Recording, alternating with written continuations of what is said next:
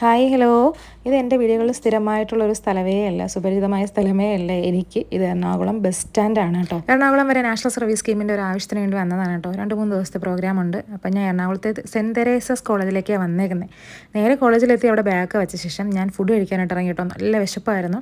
വെളുപ്പിന് തന്നെ ബസ്സിൽ കയറി നല്ലൊരു ഉറക്കം കഴിഞ്ഞപ്പോഴത്തേനും 4-5 മണിക്കൂർ കഴിഞ്ഞപ്പോഴത്തേനും ഞാൻ എറണാകുളത്തെത്തി ബസ് സ്റ്റോപ്പിൽ ഇറങ്ങിയപ്പോൾ എനിക്ക് ഒന്നാമത്തെ കാര്യം വാഷ്റൂം പൊക്കോളാൻ വയ്യ, രണ്ടാമത് നല്ല വിശപ്പ്. അങ്ങനെ നേരെ കോളേജിലേക്ക് ഓട്ടോ പിടിച്ചങ്ങ് എത്തിയിട്ട് അവിടെ സാധനങ്ങളും വെച്ച് ഫ്രഷായി ഞാൻ നേരെ ഫുഡ് കഴിക്കാനായിട്ട് ഇറങ്ങി. എറണാകുളം സെൻറ്റ് തെരേസാസ് കോളേജിനെ കുറിച്ച് ഒരുപാട് കേട്ടിട്ടുണ്ട്. വന്നപ്പോഴും അവിടുത്തെ നമ്മുടെ എക്സ്പെക്ടേഷൻ വേഴ്സസ് റിയാലിറ്റി ഒട്ടും തെറ്റിയില്ല. നല്ല കോളേജാണ്, ഭയങ്കര വെൽക്കമിങ് ആയിരുന്നു. രാവിലെ ബ്രേക്ക്ഫാസ്റ്റ് കഴിക്കാൻ ഒരു കട തിരക്കി അലഞ്ഞ് ഞാൻ കുറേ നടന്നു. പിന്നെ ഒരെണ്ണം കണ്ടെത്തി. എന്തായാലും അപ്പവും നമ്മുടെ വെജിറ്റബിൾ കറിയും ചായയൊക്കെ കുടിച്ച് നേരെ തിരിച്ച് ഞാൻ ക്യാമ്പസിലേക്ക് എത്തി. അങ്ങനെ അവിടുത്തെ ഫുള്ള് ക്യാമ്പസ് ഇതൊക്കെയാണ് കേട്ടോ. അപ്പം ഞങ്ങൾക്ക് ആദ്യം രജിസ്ട്രേഷനൊക്കെ ഉണ്ടായിരുന്നു. ഞാനും കേരള യൂണിവേഴ്സിറ്റിയിൽ നിന്നുള്ള കുറച്ച് വോളണ്ടിയേഴ്സൊക്കെ ആയിട്ടാണ് പോയത്. അവിടെ ഹോസ്റ്റലും എല്ലാം അടുത്തടുത്ത് തന്നെയാണ്. അപ്പം നമുക്കവിടെ ഹോസ്റ്റലിനകത്തായിരുന്നു സ്റ്റേ കൊടുത്തിരുന്നത്.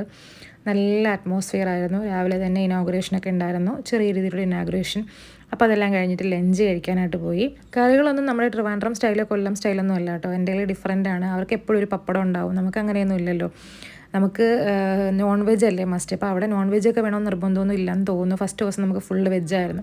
അതിനുശേഷം നമ്മൾ പിന്നെ കുറേ ആക്ടിവിറ്റീസ് ഉണ്ടായിരുന്നു. മറൈൻ ഡ്രൈവിലേക്ക് പോയി.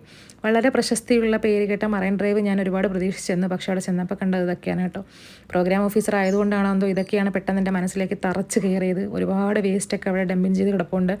അപ്പോൾ നമ്മളൊരു ക്ലീൻ ഡ്രൈവിൻ്റെ ഭാഗമായിട്ട് അവിടെ പോയി അവിടെയുള്ള കാര്യങ്ങളൊക്കെ ക്ലീൻ ചെയ്തു. പിന്നെ കുറച്ച് ഷോപ്പിംഗ് ഒക്കെ നടത്തി. 2-3 ദിവസം മക്കളെ പിരിഞ്ഞ് നിന്നിട്ട് തിരിച്ച് ചെല്ലുമ്പോഴത്തേനും അവരെ സന്തോഷിപ്പിക്കാൻ എന്തെങ്കിലുമൊക്കെ വേണമല്ലോ. അങ്ങനെ കുറച്ച് സാധനങ്ങളൊക്കെ വാങ്ങിയിട്ടുണ്ടായിരുന്നു.